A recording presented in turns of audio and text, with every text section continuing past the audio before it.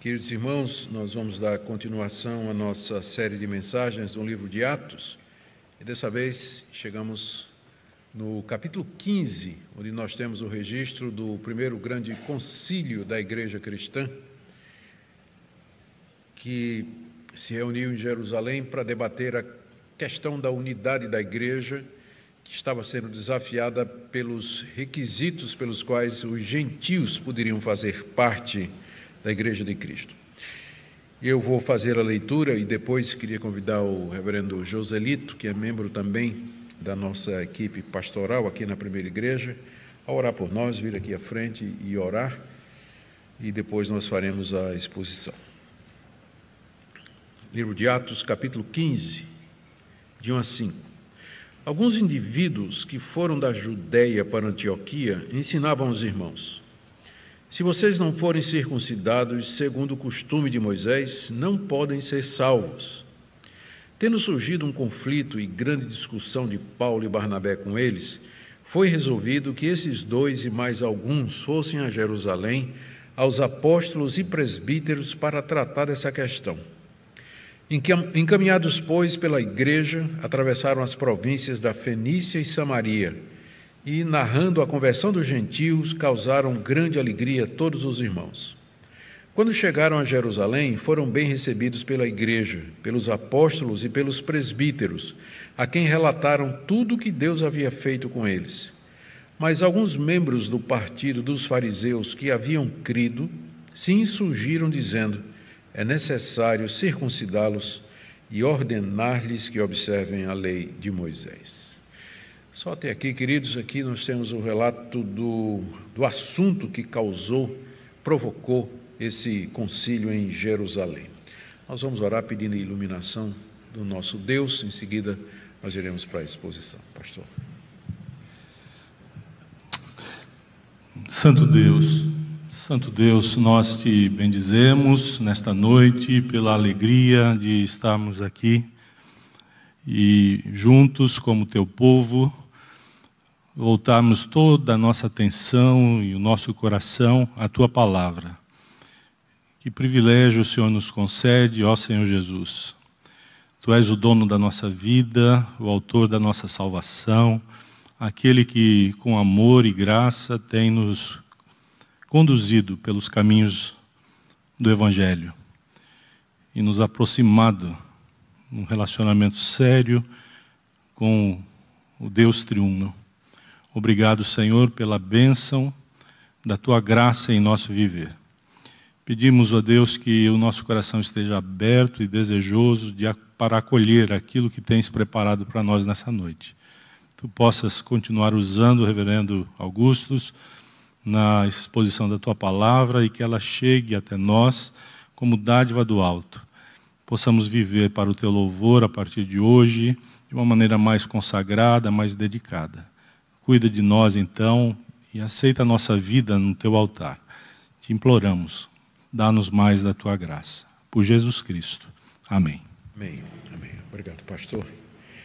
Queridos, na mensagem anterior nós vimos o final da primeira viagem missionária que nós temos registro na Bíblia e que foi realizada pelo apóstolo Paulo e pelo seu companheiro Barnabé. Eles saíram de Antioquia da Síria, foram até a ilha de Chipre, atravessaram a ilha pregando o Evangelho, depois subiram para o sul da Ásia Menor de barco, aportaram em Panfilha, de lá seguiram para dentro até Antioquia da Psídia, e aí eles já estavam na região sul da Galácia, uma das grandes províncias do Império Romano, a quem mais tarde Paulo haveria de escrever a carta aos Gálatas, provavelmente. Lá de Antioquia, eles foram para Icônio, e de lá foram para Listra, depois para Derbe, e terminaram na cidade, e foram para Listra e depois para a cidade de Derbe, e terminaram na cidade de Perge, no finalzinho. E de lá para Antioquia, de onde eles tinham saído, era um pulo, mas eles resolveram voltar pelo mesmo caminho para visitar as igrejas que eles tinham fundado nessa viagem, fortalecendo os irmãos, organizando as igrejas, promovendo a eleição de presbíteros, enfim, consolidando o trabalho que eles haviam feito. trabalho de anunciar o Evangelho aos gentios, começando primeiro aos judeus, onde eles podiam, e onde havia sinagoga, eles começavam por lá. E de lá iam para os gentios. Primeiro os prosélitos, que eram gentios convertidos ao judaísmo, depois os tementes a Deus, que eram gentios que gostavam do judaísmo, mas que não tinham se tornado judeus pela circuncisão, e os gentios em geral, os pagãos daquela época que seguiam as religiões de mistério, a religião grega clássica, a religião do Império Romano, as religiões de mistério que vinham da Frísia e vinham lá da Mesopotâmia e assim por diante. A viagem foi uma bênção, Deus se manifestou de maneira extraordinária através desses dois, vários milagres foram relatados aqui, e no caminho de volta, chegando finalmente em Antioquia, de onde eles tinham sido encaminhados, eles contaram o quanto Deus havia feito através deles para a conversão dos gentios, terminando assim a primeira viagem missionária. E aí, Paulo e Barnabé ficaram bastante tempo lá em Antioquia, fortalecendo os irmãos, pregando o Evangelho e recuperando as forças para a próxima viagem, que a gente vai ver no capítulo 16. Tudo parecia ir muito bem, até que alguns irmãos lá da Judéia desceram para Antioquia e começaram a ensinar alguma coisa bem diferente daquilo que o apóstolo Paulo havia, juntamente com Barnabé, ensinado aos crentes lá de Antioquia. E isso causou uma confusão muito grande, uma discussão que não pôde ser resolvida lá em Antioquia, e então resolveram levar o assunto para uma instância superior, por assim dizer, lá para Jerusalém, onde estavam os apóstolos e os presbíteros, para que eles resolvessem essa que foi o primeiro grande desafio doutrinário da igreja, que é o que nós veremos agora, a primeira controvérsia teológica da igreja. E hoje à noite vou apenas fazer a introdução e, se Deus permitir, a partir de segunda, na próxima segunda, nós vamos entrar no mérito do assunto propriamente dito. Bom, o texto começa com o relato da chegada desses mestres da Judéia lá em Antioquia. Diz aí o verso primeiro: alguns indivíduos que foram da Judéia para Antioquia ensinavam aos irmãos: se vocês não forem circuncidados segundo o costume de Moisés, não podem ser salvos. Bom, algumas explicações aqui, não é? Em primeiro lugar, esses indivíduos, eles não representavam o pensamento dos apóstolos e dos presbíteros no geral. Eram alguns, não eram todos daquela época, todos os judeus convertidos que pensavam como esses aqui. Esses resolveram fazer essa viagem. Nós estamos falando aqui de uma viagem de 400 quilômetros de Jerusalém até Antioquia da Síria. Estamos falando aqui de uma viagem de várias semanas. Esses indivíduos resolveram sair de lá da Judéia, de Jerusalém, viajar algumas semanas até para Antioquia, que era, por assim dizer, a sede do cristianismo gentílico, era a maior igreja de gentios, que era de onde Paulo tinha saído para a primeira viagem missionária, e eles se sentiram no dever de ir lá até Antioquia e ensinar aos irmãos. Provavelmente eles eram considerados mestres lá na Judéia e vinham com a autoridade de quem vem de Jerusalém, e eles começaram a ensinar os irmãos de Antioquia, aqueles gentios que tinham crido no Evangelho, o seguinte: que eles precisavam se circuncidar segundo o costume de Moisés, isto é, segundo o costume que Moisés havia ensinado na lei, mais especificamente no relato de Gênesis, quando Moisés narrou a aliança de Deus com Abraão, que foi selada com a circuncisão. Deus escolhe Abraão, faz promessas a ele, à sua descendência, e dá como sinal do pacto a circuncisão que devia ser aplicada a toda criança de 8 dias de nascida. Ela recebia o sinal da circuncisão, que era sinal da aliança de Deus com Abraão e o seu povo. E era a marca que identificava os judeus. Então, esses indivíduos estavam querendo que aqueles gentios que tinham crido em Jesus, eles se deixassem circuncidar conforme Moisés tinha ensinado, para que eles fossem salvos. Para que eles fossem salvos. Eles estavam condicionando a salvação dos gentios à circuncisão. Talvez o raciocínio deles era o seguinte: Jesus era o Messias prometido, só que essa promessa foi feita a Israel. Foi a promessa que Deus fez a Abraão de que viria um descendente dele em quem seriam benditas todas as nações da terra. Esse descendente era Jesus. Jesus era judeu, a promessa era judaica, as escrituras que anunciavam a chegada do Messias eram as escrituras hebraicas do povo de Israel, ou seja, toda a salvação ela tem origem no judaísmo. Então, se alguém quer ser salvo, ele tem que se tornar judeu primeiro. Ele tem que ser circuncidado segundo o costume que Moisés ensinou, porque sem isso não tinha como ser salvo. A salvação dependia de guardar esse que era o sinal da aliança de Deus com o seu povo. Tem tido muita discussão e não tem um consenso sobre se esse pessoal era crente mesmo. Porque na hora que...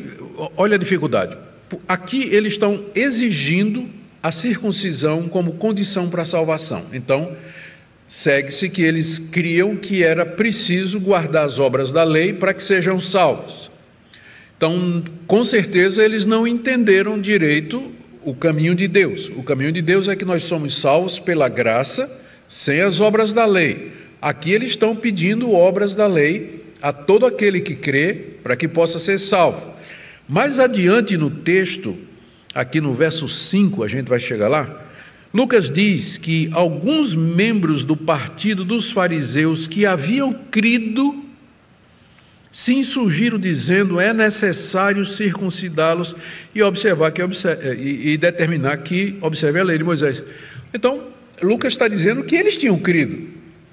Então, eles eram crentes ou não? Essa é a dificuldade que os comentaristas encontram, né, em definir exatamente. Então, várias possibilidades. Primeiro, esse pessoal não era crente, eles eram fariseus que acharam que os cristãos estavam do lado deles contra os saduceus. Os saduceus não criam na ressurreição, não criam em espírito, não criam em vida eterna.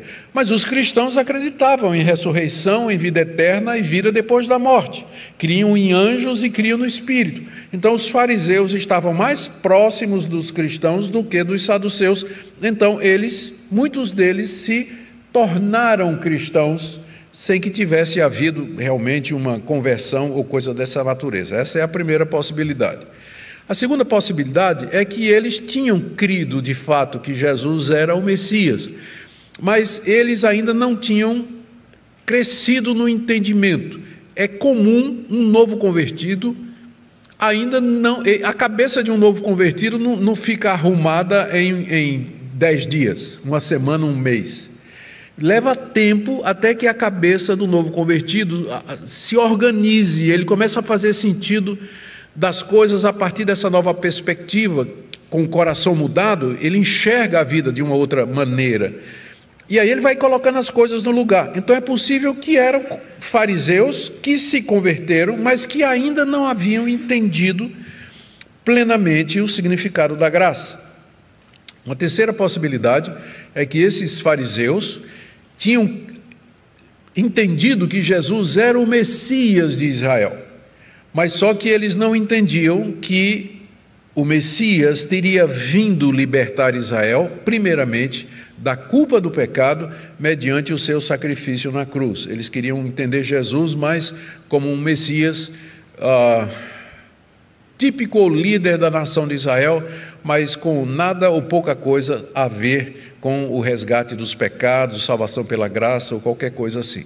Existe uma variedade de possibilidades e eu quero entender, eu quero seguir o caminho aqui, de que eles eram de fato convertidos, só que eles não tinham ainda entendido todas as implicações da graça de Deus. Eu me lembro quando eu me converti, eu não entendi tudo na hora.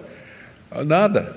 Levou tempo, mesmo que eu tenha sido criado na igreja, cresci num lar evangélico, mas na minha conversão, aos 23 anos de idade, levou bastante tempo, eu diria uns 2 ou 3 anos, até que as coisas começassem a fazer sentido na minha cabeça, a organizar a minha cabeça. Então, eu creio que é possível alguém ser crente no Senhor Jesus e ainda não ter uma visão completamente desenvolvida da graça de Deus e do caminho de Deus. Como, por exemplo, o apóstolo Paulo, escrevendo aos Coríntios, ele diz: meus irmãos, eu não posso tratar vocês como espirituais, vocês são carnais, vocês são crianças em Cristo. Era o problema dos coríntios, não é?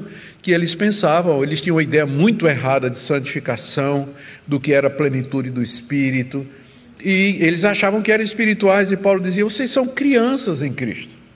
A mesma coisa, o autor da carta aos Hebreus, ele escreve dizendo: olha, irmãos, decorrido o tempo que já decorreu, que vocês professam a fé em Cristo Jesus, vocês ainda são como crianças que precisam tomar leite em vez de alimento sólido.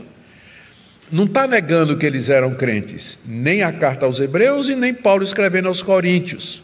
Eles não estão negando que eles eram crentes, mas estão dizendo que eles estavam indo devagar, eles não tinham ainda entendido toda a plenitude do Evangelho. Eu creio dessa maneira hoje. Tem muitos evangélicos no Brasil que sabem o básico, que Jesus morreu pelos meus pecados. Pronto. As implicações disso aí são muitas e vastas, e levam tempo até você entender como é que isso vai afetar seu casamento, seu trabalho, o culto que você presta a Deus, o que é que você canta, o que é que você vê nas redes sociais, a maneira como você se relaciona com o seu patrão no trabalho, como é que você se relaciona com o que o seu professor está falando lá na universidade ou lá na escola. Então, até que você perceba todas essas implicações, um bom tempo passa. E eu penso que era o caso aqui desses fariseus, não é? Eles eram do partido dos fariseus, eles tinham crido que Jesus era o Messias, ele era o cumprimento da promessa feita a Abraão, criam que Jesus era o Salvador, mas eles não entendiam ainda que isso significava que a lei de Moisés tinha sido abolida e que os costumes de Moisés haviam já encontrado o seu cumprimento. E que Cristo é o fim da lei para todo aquele que crê. Então, essa compreensão ainda não tinha chegado para eles. Por isso, eles ficaram preocupados quando eles tiveram conhecimento de que a igreja de Antioquia estava enviando missionário para os gentios e aceitando os gentios de qualquer maneira na igreja, sem circuncidar, sem guardar a dieta dos judeus, né, que era uma série de regras a respeito de que tipo de animal podia comer, sim ou não, o calendário dos judeus que tinha determinadas festas e dias que tinham que ser observados. Como assim? Esse pessoal está entrando na igreja e não está sendo exigido, né? Que libertinagem é essa? Né? Não pode ser uma desvirtuação do evangelho. Quem é que está ensinando isso aí? Paulo? Aquele fariseu, ele nem de Jerusalém ele é lá de Tarso da Cilícia, ele é lá da dispersão, não é um judeu de verdade, não. É por isso que está essa confusão aí. E lá vai os irmãozinhos lá da Judéia para Antioquia para botar as coisas em ordem, né? Para regular a pregação do apóstolo Paulo, a estratégia da igreja de Antioquia. Isso aí não pode. Se vocês estão mandando missionários em viagem para para as províncias do Império Romano, vocês têm que trazer esse pessoal para ser circuncidado, enfim, seguir todos os costumes judaicos. E aí foi o que eles fizeram. Chegaram lá na igreja de Antioquia, nós lemos aqui, né? Alguns indivíduos que foram da Judéia para Antioquia, eles chegaram lá e começaram a ensinar. Como eu disse, se eles eram fariseus, então eram pessoas treinadas na lei de Moisés, tinham experiência no ensino, eles eram mestres da lei, eram reconhecidos, e os irmãos da igreja de Antioquia, né, vendo que eles professavam a Jesus, o próprio Paulo, né, tinha sido fariseu e era um mestre. Então agora chegavam outros, então dava oportunidade, tem a palavra, pode falar, né? E aí quando eles começavam a falar, peraí, mas isso aí não foi o que o fariseu Paulo ensinou aqui não, isso aqui está diferente, não é? Eles começaram a ensinar a necessidade da circuncisão. Se a igreja era a continuação do povo de Deus, ela tinha que continuar com as marcas da igreja do Antigo Testamento. Eles não criam que a circuncisão tinha sido abolida, muito menos que o batismo substituía a circuncisão e que era a marca da nova aliança. Sentiam que a herança judaica deles estava ameaçada e eles precisavam fazer alguma coisa, e lá vão eles para o centro da difusão do evangelho gentílico, que era Antioquia, para regular as coisas e botar tudo em ordem. De vez em quando aparecem uns irmãos desses na igreja, né, que dizem assim: rapaz, está tudo errado aqui, está tudo errado, vamos regular isso aqui, vamos botar em ordem. E aí começa uma confusão, e é daqui que nascem as divisões. Exatamente situações como essa é que as igrejas se dividem, elas não conseguem chegar num acordo, que foi o que aconteceu aqui, só que eles tiveram sabedoria para recorrer a uma liderança mais ampla para decidir sobre o assunto. Mas lá em Antioquia o assunto não se resolveu, porque Paulo e Barnabé resolveram peitar esse pessoal, como lemos aí do verso 2 até o verso 3. Verso 2: tendo surgido um conflito e uma grande discussão de Paulo e Barnabé com eles, foi resolvido que esses dois e mais alguns fossem a Jerusalém aos apóstolos e presbíteros para tratar dessa questão. Lemos aqui que Paulo e Barnabé, eles enfrentaram esses mestres e discordaram veementemente daquilo que eles estavam dizendo. Eles não aceitaram que esses fariseus convertidos na igreja de Antioquia ensinassem que os gentios precisavam seguir o costume de Moisés para ser salvos.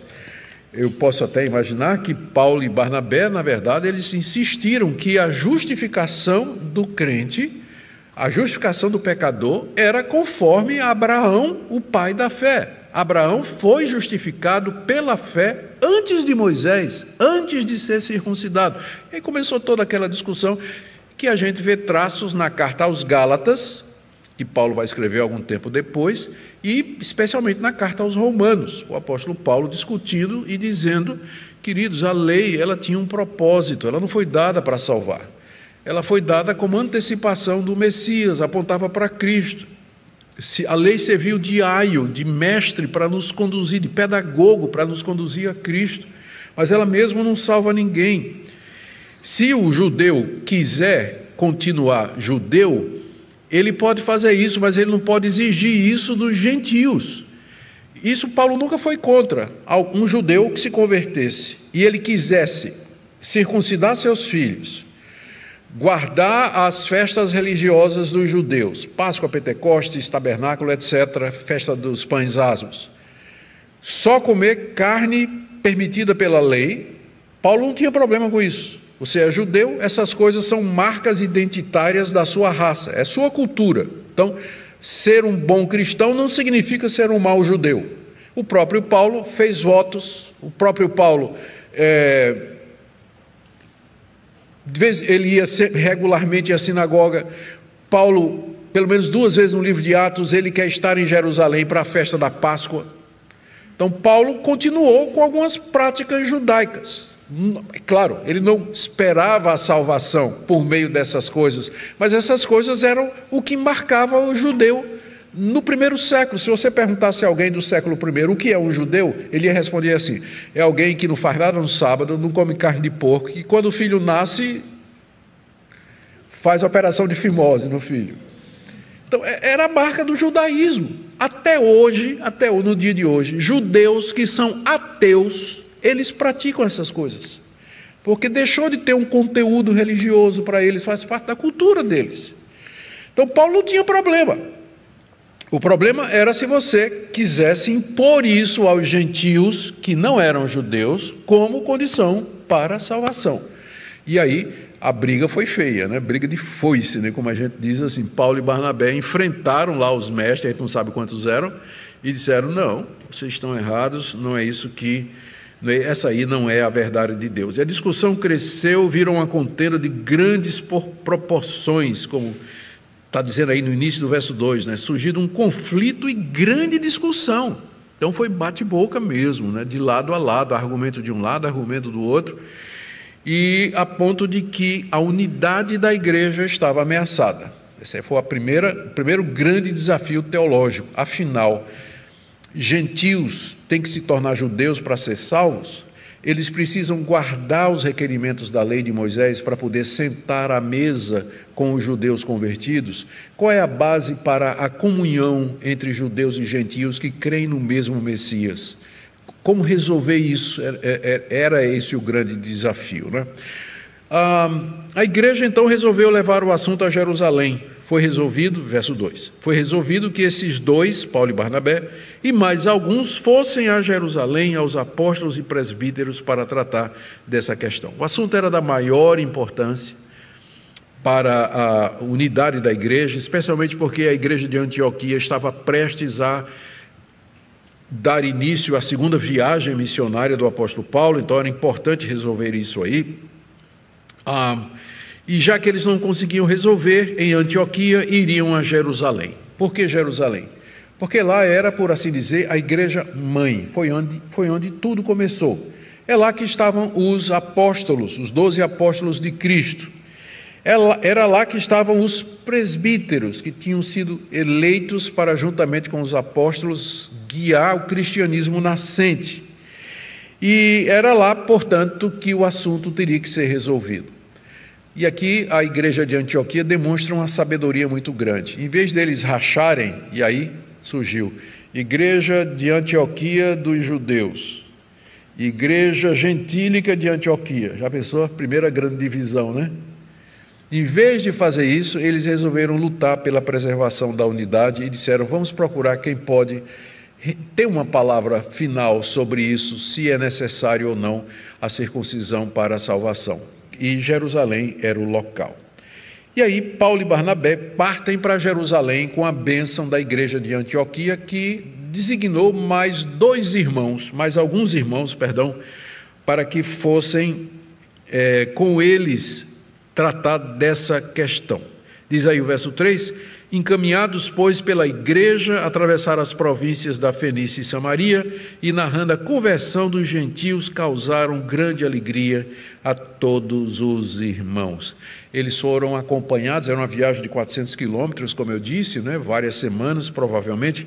Eles foram acompanhados por outros irmãos lá da igreja de Antioquia, e que deveriam levar o assunto até os apóstolos e perguntar lá se os gentios de fato precisavam se circuncidar para ser salvos e fazer parte da igreja. E a viagem foi usada por Deus para fortalecer a causa dos gentios, porque se você prestar atenção aí, tenha em mente uma viagem de quase um mês a pé, ou a cavalo, né? Eles atravessaram, diz aí, as províncias da Fenícia e Samaria. Preste atenção aqui, se você olhar um mapa, você vai ver que eles vieram pela costa, é o caminho do mar. Saindo de Antioquia da Síria, pega já a costa logo ali e vai descendo.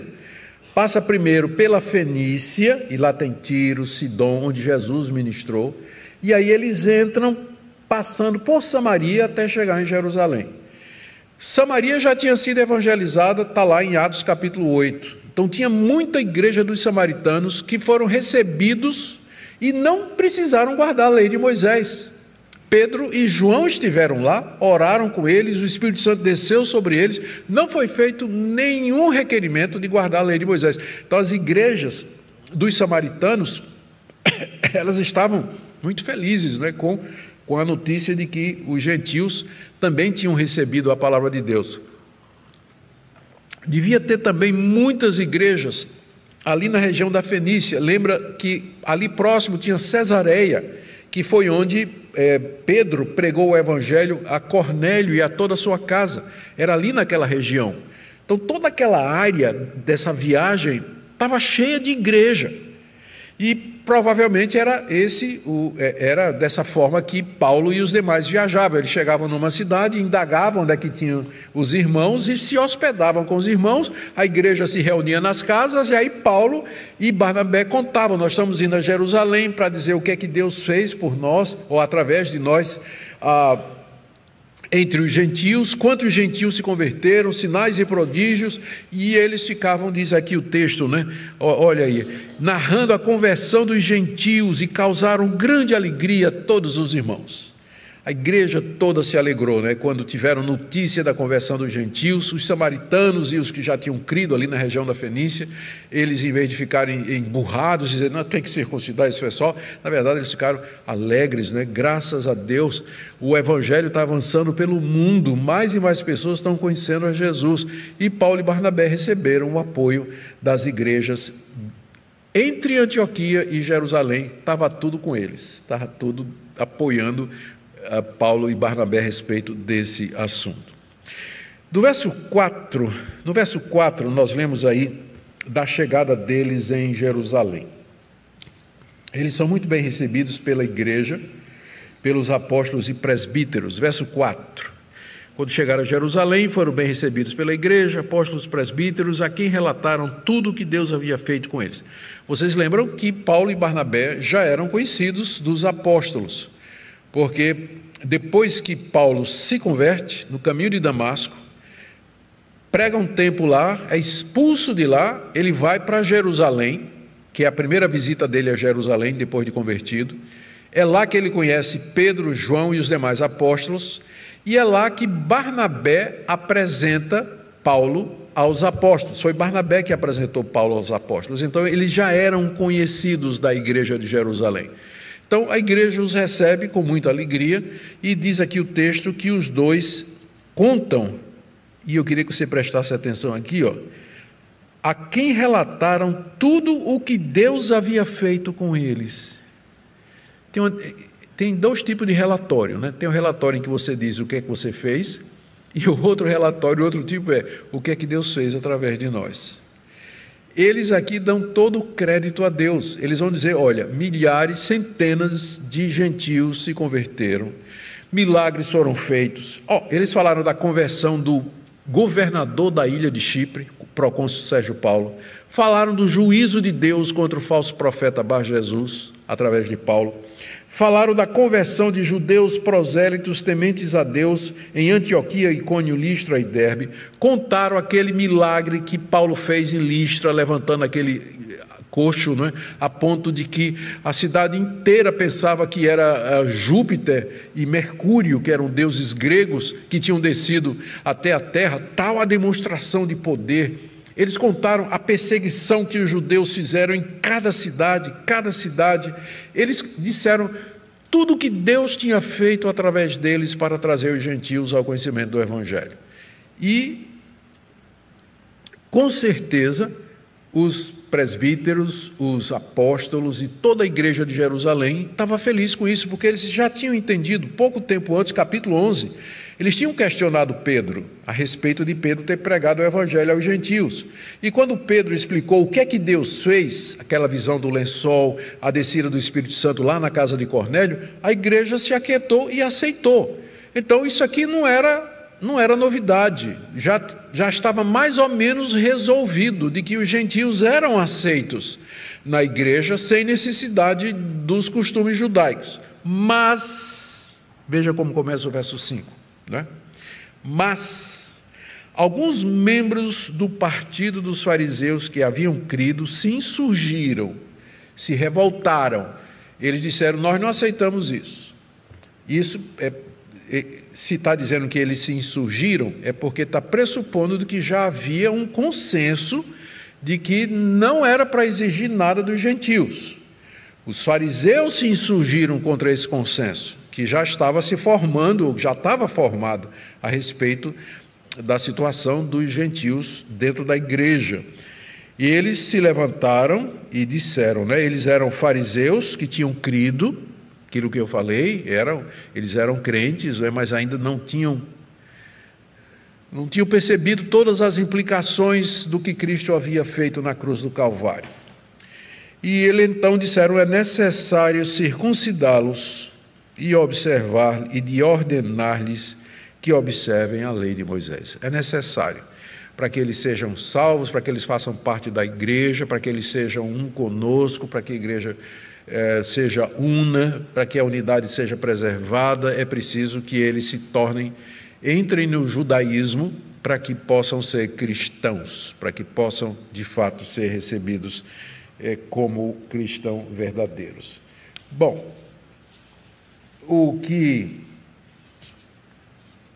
aconteceu depois é o que chamamos de o primeiro grande concílio da igreja, quando os presbíteros, apóstolos se reuniram para discutir essa questão. E nós vamos ver isso a partir da próxima segunda-feira, se Deus quiser. Mas eu quero terminar com algumas observações aqui. Primeiro, como um pequeno grupo de heréticos pode causar uma perturbação tão grande na igreja?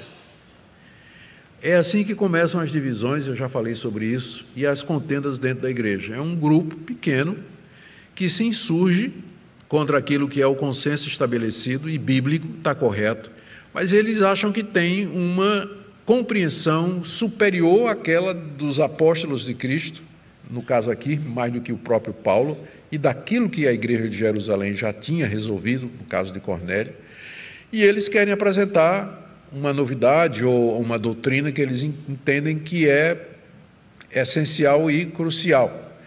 Infelizmente, a nossa história como protestantes, ela é marcada às vezes por esse tipo de coisa. Graças a Deus que a maior parte das divisões entre nós é por conta de assuntos secundários e por briguinha de poder. E as igrejas se dividem. O pastor que quer ter seu ministério, aí briga com o pastor da igreja e sai e abre o ministério dele para ser o pastor titular, não é? Ele não gosta de ser auxiliar, quer ser titular e vai fazer sua própria igreja. Quer ser pastor presidente, né? Não aceita outra coisa. Então tem muita briga que é por conta disso aí. Então, mas esses que são ideologicamente motivados, doutrinariamente motivados, como era o caso desses aqui do Partido dos Fariseus, esses dão muito trabalho. E são causadores de dissensões e facções dentro da igreja. A segunda coisa que eu queria tirar aqui do texto para nós é que a doutrina da salvação pela graça, ela sempre despertou rebelião.